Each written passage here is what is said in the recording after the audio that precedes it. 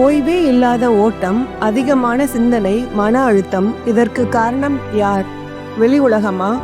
இல்லை, உங்களுக்கு உள்ளே இருக்கும் பெரிய எதிரி உங்கள் கட்டுப்பாட்டில் இல்லாத உங்களுடைய மனம்தான். இந்த மனதை நீங்கள் வெற்றி கொண்டால் வெற்றியை தானாகவே அடைவீர்கள்.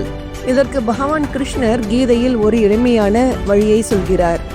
பகவத்கீதை 6வது அத்தியாயம் 5வது ஸ்லோகம் இதை தெளிவாக சொல்கிறது.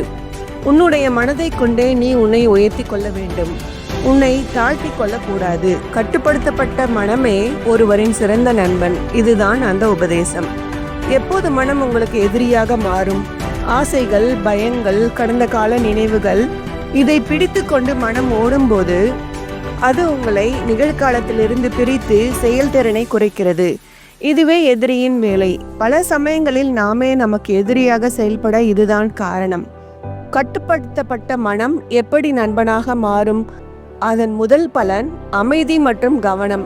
நீங்கள் தியானம் செய்யும் போதோ அல்லது யோகா செய்யும் போதோ அல்லது முழு அர்ப்பணிப்புடன் வேலை செய்யும் போது மனம் உங்கள் இலக்கை நோக்கி உந்தும் சக்தியாக மாறும். அது உங்களுக்கு தேவையான வலிமையை தரும். சரி, மனதை எப்படி நண்பனாக்குவது?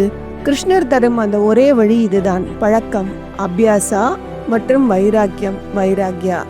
முதலாவது பழக்கம். தினமும் ஒரு சில நிமிடங்கள் ஒதுக்கி ஓடும் மனதாயப்படுத்தாமல் அன்பாக ஒரே சிந்தனையின் பக்கம் திருப்புங்கள். வைராக்கியம், டிட்டாச்மெண்ட். உங்களுக்கு கிடைக்காத விஷயங்கள் மீது உள்ள பற்றை தானாக குறையுங்கள். இந்த இரண்டும் தான் மனதை மாற்றும் ஒரே ஃபார்முலா. இன்றிலிருந்து உங்கள் மனதை கையாளுங்கள். இதுவே உங்கள் வெற்றிக்கு உதவும்.